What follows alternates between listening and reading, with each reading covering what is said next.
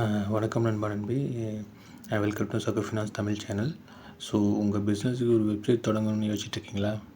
So website website hosting தேர்ந்தெடுக்கிறதுல உங்களுக்கு குழப்பமாக இருக்கா? ஸோ ஸ்மால் பிஸ்னஸ் மற்றும் ஃப்ரீலான்சிங்க்கு ஒரு வெப்சைட்டுங்கிறது இப்போ ரொம்பவே அவசியம். ஸோ உங்கள் ப்ராடக்ட் அல்லது சர்வீஸை உலகத்துக்கு கொண்டு போக ஆன்லைனில் ஒரு அடையாளம் உருவாக்க இதுதான் முதல் படி. ஸோ ஆனால் மார்க்கெட்டில் இத்தனை ஹோஸ்டிங் கம்பெனி இருக்கும்போது எது பெஸ்ட்டு, எது நம்பகமானது கண்டுபிடிக்கிறது கஷ்டம். பட் என்னோடய பர்சனல் எக்ஸ்பீரியன்ஸ் சொல்கிறேன். நான் கடந்த சில மாதமாக ஒரு ஹோஸ்டிங் கம்பெனியை பயன்படுத்திட்டு வரேன். என் சொந்த அனுபவத்தில் அது வெப்சைட்டுக்கு ரொம்பவே நல்லா இருக்குது. அதுதான் interserver.net. இந்த வீடியோவில் நம்ம இன்டர்சர்வர் ஹோஸ்டிங்கை பற்றி தான் முழுமையாக பார்க்க போகிறோம். போகலாம் வாங்க. இன்டர்சர்வருங்கிறது அமெரிக்காவை அடிப்படையாக கொண்டு ஒரு பிரபலமான வெப் ஹோஸ்டிங்கு ப்ரொவைடர் இவங்க. இவங்க பல வருஷமாக குவாலிட்டி சர்வீஸ் கொடுத்துட்டு வர்றாங்க. இவங்க புதுசெல்லாம் கிடையாது, ரொம்ப நாளாகவே இருக்காங்க. நானும் என் சில வெப்சைட்டுக்கு இவங்களோட ஹோஸ்டிங்கை தான் பயன்படுத்திகிட்டு இருந்தேன். இவங்க பல வருஷமாக உள்ள அனுபவம் உள்ள நிறுவனம் தான் இது. இது புதுசெல்லாம் கிடையாது. மறுபடியும் சொல்கிறேன். அதாவது இதில் நிறைய பலவிதமான ஹோஸ்டிங் இருக்குது. அதாவது ஷேர்டு ஹோஸ்டிங்கு, விபிஎஸ்ஸு, அப்புறம் டெடிக்கேட்டட் சர்வர் என பல ஆப்ஷன் இருக்குது. என் தனிப்பட்ட அனுபவம் ஏன் சிறந்ததுன்னு நான் உங்களுக்கு இப்போ சொல்ல போகிறேன். எனக்கு அதாவது கண்ட்ரோல் பேனலில் பயன்படுத்துறது ரொம்ப ஈஸியாக இருந்தது. நான் இன்டர்சர்வரை யூஸ் பண்ணும்போது ஆரம்பித்தப்போ அதோட கண்ட்ரோல் பேனல் ரொம்ப எளிமையாக இருந்துச்சு எனக்கு. புது ஹோஸ்டிங் யூஸ் பண்ணுறவங்களுக்கு கூட இது ஈஸியாக புரிஞ்சிக்க முடியும். கண்ட்ரோல் பேனல் எனக்கு ரொம்ப அதை ஹேண்டில் பண்ணுறது ரொம்ப ஈஸியாக இருந்தது. ஒரு காம்ப்ளிகேஷனே இல்லாமல் இருந்தது எனக்கு. எங்கேயும் குழப்பமே இல்லை. நான் எதிர்பார்க்கறதோட யூசர் ஃப்ரெண்ட்லியாக இருந்துச்சு. அவங்களோட கண்ட்ரோல் பேனல் ரொம்ப யூசர் ஃப்ரெண்ட்லியாக இருக்குது. புதுசாக வெப்சைட் பண்ணுறவங்களுக்கு கூட ஈஸியாக ஹேண்டில் பண்ணலாம். அது எப்பவுமே யூசர் ஃப்ரெண்ட்லியாக இருந்தால் நம்மளுக்கு எதுவுமே ஹேண்டில் பண்ணுறது கொஞ்சம் ஈஸியாக இருக்கும்.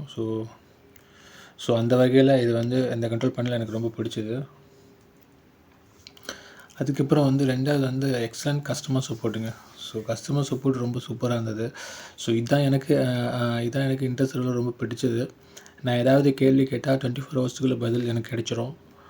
முக்கியமாக அவங்களோட சப்போர்ட் டீமு எப்போவுமே ஆக்டிவாக இருக்காங்கன்னு, ஆக்சுவலி அந்த சப்போர்ட் டீம் நம்ம எப்போ ஆக்டிவாக இருக்காங்கன்னு நம்ம தெரிஞ்சுக்கிட்டு அந்த நேரத்தில் நம்ம மெசேஜ் பண்ணோம்னா நம்மளுக்கு ஒரு வித்தின் ஆஃப் அன் ஹவரில் நம்மளுக்கு ரிப்ளை வந்துடும். ஒரு பெரிய ப்ளஸ் இது. எனக்கு இந்த இன்ஸ்டன்ட் ரிப்ளை ரொம்ப பிடிச்சிருக்கு. ஏன்னா இப்போ நான் ஃபஸ்ட் டைம் நான் ரிப்ளை பண்ணும்போது, அதாவது மேபி இப்போ நீங்கள் நைட்டில் பண்ணிங்கன்னா உங்களுக்கு அடுத்த நாள் காலையில் தான் வரும். அதே மாதிரி அவங்க கரெக்டாக ரிப்ளை பண்ணும்போது கரெக்டாக இப்போ ஒரு மார்னிங் 11 o'clock ரிப்ளை பண்ணுறாங்கன்னா நீங்கள் கரெக்டாக அந்த டைமே நோட் பண்ணிக்கங்க. அதே சேம் டைமில் நீங்கள் நெக்ஸ்ட் டே இல்லை திருப்பி எப்போது நீங்கள் அந்த சமயத்தில் நீங்கள் ரிப்ளை பண்ணிங்கன்னா அந்த சேம் டைம் அவங்க எப்போ ஆக்டிவாக இருக்காங்களோ உங்களுக்கு ரிப்ளை வித்தின் ஆஃப் அன் ஹவர்லேயே வந்துடும். ஈவன் உங்களுக்கு 5 minutes கூட கிடச்சிரும். ஏன்னா அவங்க அந்த ஆக்டிவ் டைமில் இருக்கும்போது உங்களுக்கு இன்ஸ்டண்ட்டாகவே உங்களுக்கு உங்களுக்கு ரிப்ளை கிடச்சிரும். மேபி அவங்க அவைலபிளாக நம்ம டைமிங்கில் தான் அவைலபிளாக இருக்கிறாங்க எனக்கு தெரிஞ்ச வரைக்கும். மார்னிங் அதாவது ஒரு எனக்கு தெரிஞ்ச வரைக்கும் 10 to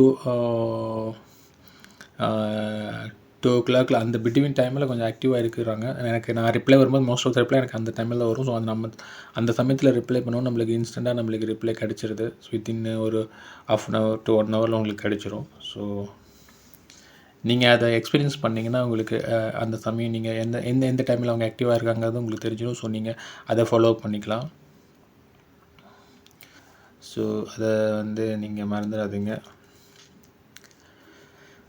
அதுக்கப்புறம் அடுத்த அல்டிமேட் தேர்டு என்னென்னா ஒன் கிளிக் வேர்ட்ப்ரெஸ் இன்ஸ்டாலேஷனுங்க. வேர்ட்ப்ரெஸ் தான் ஆக்சுவலி நம்ம இப்போ வெப்சைட் எல்லாமே பண்ண போகிறது வேர்ட்ப்ரெஸில் தான். ஏன்னா அதுதான் நம்மளுக்கு SEO ஃப்ரெண்ட்லியாக இருக்கும். நீங்கள் வேறு எந்த ஒரு வெப்சைட்டையும் நீங்கள் ப்ரிப்பேர் பண்ணாதீங்க. வேர்ட்ப்ரெஸ் வெப்சைட்டை நீங்கள் ப்ரிப்பேர் பண்ணுங்கள். அதுதான் நம்ம SEOவுக்கு ரேங்கிங்கும் ஃப்ளெக்சிபிளாக இருக்கும். நான் வெப்சைட் பண்ணும்போது வேர்ட்ப்ரெஸ் இன்ஸ்டால் பண்ணுறது ரொம்ப ஈஸியாக இருக்குது. இந்த ஹோஸ்டிங்கில் ஒரு கிளிக் பண்ணால் போதும். அதுக்கப்புறம் வந்து நீங்கள் வெப்சைட் நேமு யூஆர்எல் செலக்ட் பண்ணி அப்புறம் நீங்கள் தீமை தேர்ந்தெடுத்தால் போதும், பூம், உங்கள் வந்து வெப்சைட் வந்து ரெடி ஆகிடும். ஸோ இது புதுசாக பண்ணுறவங்களுக்கு நேரத்தையும் உங்களுடைய டைமு அதுக்கப்புறம் உங்களுக்கு காம்ப்ளிகேஷனையும் உங்களுக்கு வந்து ரொம்ப ஈஸியாக இருக்கும். உங்களுக்கு காம்ப்ளிகேஷன் இருக்காது. ஸோ இன்டர் சர்வர் வந்து வேர்ட்ப்ரெஸ்ஸில் இன்ஸ்டால் பண்ணுறது உங்களுக்கு தான் ரொம்ப ஈஸியாக இருக்கும் இதில். ஸோ அதை பார்த்துக்குங்க. ஸோ இது வந்து அதுக்கப்புறம் மந்த்லி ஹோஸ்டிங் ஆப்ஷன் வந்து உங்களுக்கு வந்து இதில் இருக்குது. ஸோ எனக்கு தெரிஞ்ச வரைக்கும் மோஸ்ட் ஆஃப் த ஹோஸ்டிங் ப்ரொவைடரில் வந்து மந்த்லி ஹோஸ்டிங் இருக்காது, இயர்லியாக தான் உங்களுக்கு இருக்கும். So affordable price. இது வந்து மற்ற ஹோஸ்டிங் ப்ரொவைடர் மாதிரி வந்து கிடையாது. இது வந்து ஒரு தனித்துவமாக, அதாவது மந்த்லி ஹோஸ்டிங் உங்களுக்கு வந்து இவங்க வந்து ப்ரொவைட் பண்ணுறாங்க. ஸோ இதில் வந்து உங்களுக்கு மந்த்லி ஹோஸ்டிங் ஆப்ஷன் இருக்குது. பல ப்ரொவைடர்கள் வருடக்கணக்கான ஹோஸ்டிங்கை வாங்க சொல்லுவாங்க. பட் ஆனால் வந்து ஆனால் இன்டர் சர்வரில் வந்து ஸ்டாண்டர்ட் ஷேர் ஹோஸ்டிங் பிளானில் ஸோ இவங்க வந்து 2.50 ப்ரைஸில் ஃபஸ்ட்டு மந்த்துக்கு ஆஃபர் பண்ணுறாங்க. ஸோ நெக்ஸ்ட் மந்த்லேருந்து இவங்க ரெகுலர் ப்ரைஸு வந்து $7 வந்து சார்ஜ் பண்ணுறாங்க. ஸோ எனக்கு தெரிஞ்ச வரைக்கும் இது அஃபோர்டபுளான ப்ரைஸ் தான். 2.50, அதாவது நம்மளுக்கு வந்து நம்ம கிட்டத்தட்ட சுமார் நம்மளுக்கு 200 to 250 ருபீஸ் தான் இருக்கும் ஆரம்பிக்கிறதுக்கு. ஸோ இது ஆரம்பிக்கிறவங்களுக்கு பணத்தை வந்து நிறையா வந்து கொடுக்க வேண்டியதில்லை. ஸோ மற்ற ஹோஸ்டிங்கில் நீங்கள் பண்ணிங்கன்னா இயர்லி பிளான் கண்டிப்பாக இருக்கும். நீங்கள் வந்து கண்டிப்பாக வந்து ஒரு 2000லேருந்து ஒரு 3500 லைக் இல்லைனா அதுக்கு மேலேயே நீங்கள் ஸ்பெண்ட் பண்ணுறதா இருக்கும். ஸோ இயர்லி பிளானிங் எனக்கு தெரிஞ்ச வரைக்கும் நீங்கள் இயர்லியாக வந்து ஸோ உங்கள் கையில் பெரிய அமௌண்ட் இல்லாட்டினாலும் மாதம் நீங்கள் வந்து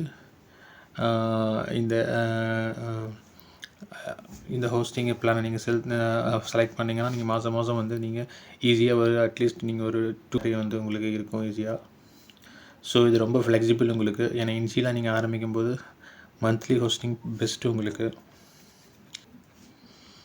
ஸோ மற்ற ஹோஸ்டிங் மாதிரி நீங்கள் வந்து பல்காக பே பண்ண வேண்டிய அவசியம் இல்லை இனிஷியலாக உங்களுக்கு. ஸோ இனிஷியலாக உங்களுக்கு சேஃபர் சைடாக நீங்கள் மந்த்லி பே பண்ணுறது உங்களுக்கு பெஸ்ட் ஆப்ஷன். நீங்கள் எதுலேயும் போய் டக்குன்னு வந்து கமிட்டடாக ஆயிட வேண்டாம் லாங் டைமில் இப்போ இனிஷியலாக ஆரம்பிக்கும் போது. ஸோ இனிஷியலாக நீங்கள் வந்து ரொம்ப பெரிய இதில் போய் கமிட் ஆக வேண்டாம்ங்கிறது என்னுடைய வந்து ஸ்ட்ராங் ரெக்கமெண்டேஷன். ஸோ இது வந்து பெஸ்ட்டு உங்களுக்கு. ஃப்ளெக்சிபிலிட்டி இருக்குது இதில் மந்த்லி பே பண்ணுற மாதிரி. ஸோ பேர்டனும் இருக்காது உங்களுக்கு. அடுத்தது வந்து நம்பகத்தன்மை மற்றும் வேகம். ஸோ அதாவது நான் யூஸ் பண்ண வரைக்கும் வெப்சைட் ரொம்ப வேகமாக இருக்கும். ஸோ லோடிங் ரொம்ப வந்து ஃபாஸ்ட்டாக இருக்கும். ஸோ வெப்சைட் டவுன் டைமு, அதாவது வெப்சைட்டு வந்து ஒர்க் பண்ணாமல் போகிறதெல்லாம் கிடையாது. ரொம்ப ரேரு. ஸோ அந்த மாதிரி இருக்கவே இருக்காது. இது உங்கள் பிஸ்னஸுக்கு ரொம்ப முக்கியம். ஏன்னா வெப்சைட் டவுன் ஆகாமல் இருந்தால் தான் கஸ்டமர்ஸ்க்கு நல்ல எக்ஸ்பீரியன்ஸ் கிடைக்கும்.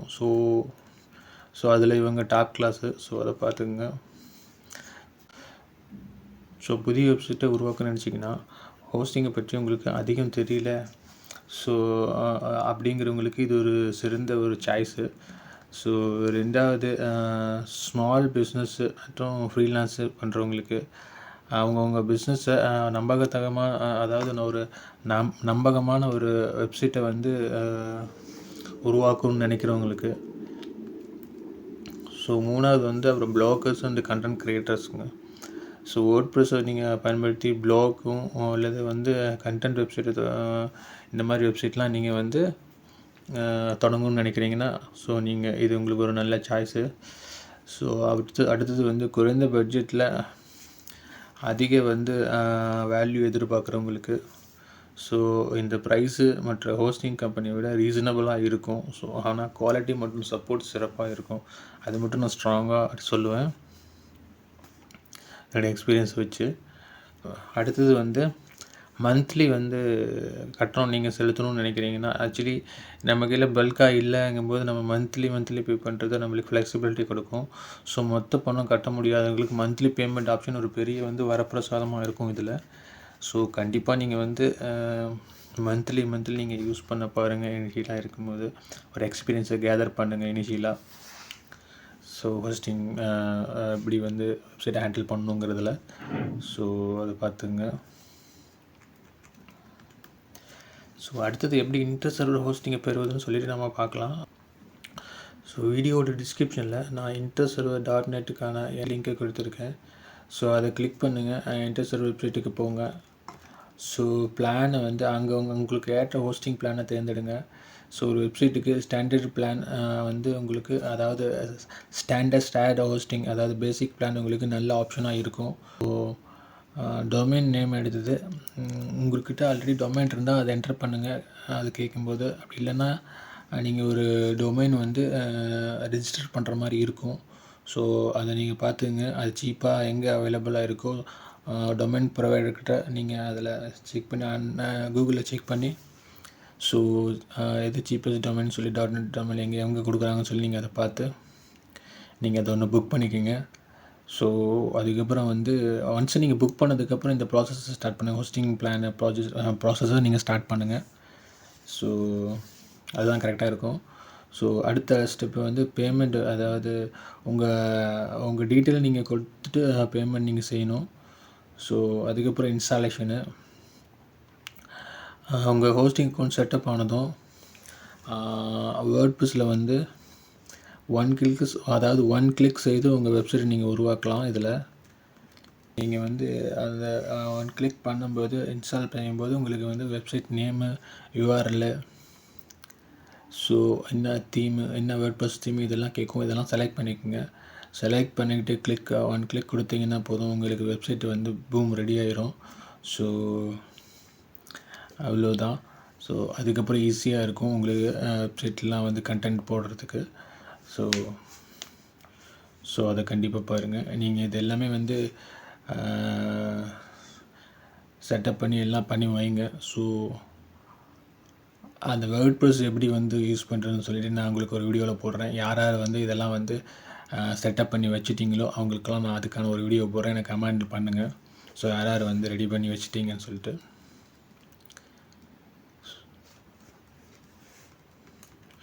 ஸோ அடுத்தது வந்து நம்மளுடைய வீடியோவுக்கு எண்டுக்கு வந்துட்டோம்.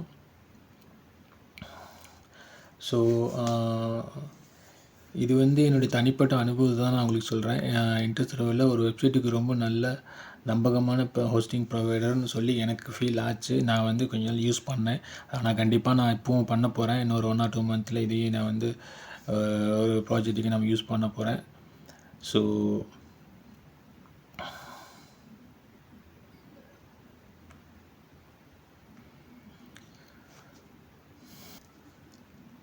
ஸோ நம்ம வீடியோவோட எண்டுக்கு வந்துட்டோம்.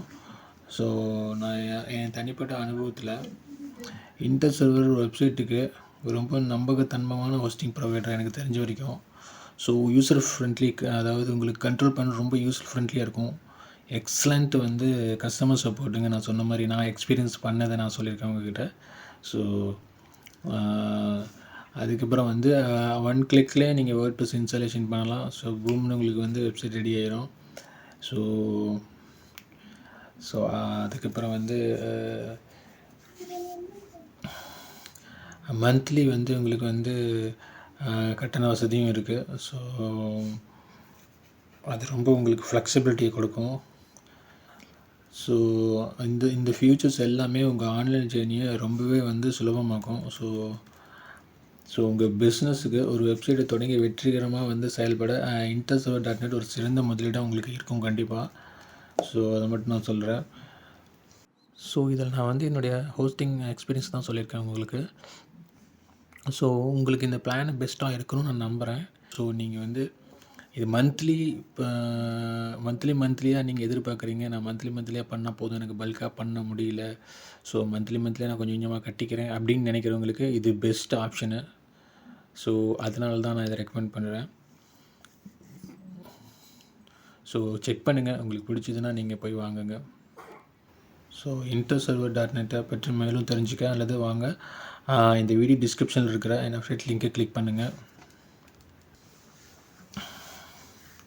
ஸோ உங்களுக்கு ஏதாவது வந்து இப்போ ஆஃப்டர் நீங்கள் வந்து வெப்சைட் வந்து நீங்கள் ஹோஸ்டிங் வாங்கிட்டதுக்கப்புறம் உங்களுக்கு வந்து வேர்ட்பிரஸ்ல ஏதாவது டவுட்டு அப்படின்னா கூட நீங்கள் வந்து எனக்கு கமெண்டில் சொல்லுங்கள். ஸோ அவங்களுக்கான maybe most of the people எனக்கு ரிக்வெஸ்ட் பண்ணிங்கன்னா நான் அதுக்கான வீடியோ நான் கண்டிப்பாக போடுவேன். ஸோ இந்த வீடியோ உங்களுக்கு வந்து பயனுள்ளதாக இருந்திருக்கும்னு நான் நம்புகிறேன். ஸோ அப்படி பயனுள்ளதாக இருந்துச்சுன்னா ஒரு லைக் பண்ணுங்கள், உங்கள் நண்பைக்கு ஷேர் பண்ணுங்கள். ஸோ மறக்காமல் சக்கு ஃபினான்ஸ் தமிழ் சேனலை சப்ஸ்கிரைப் பண்ணுங்கள். ஸோ அடுத்த வீடியோவில் சந்திப்போம் நண்பா. தேங்க்யூ.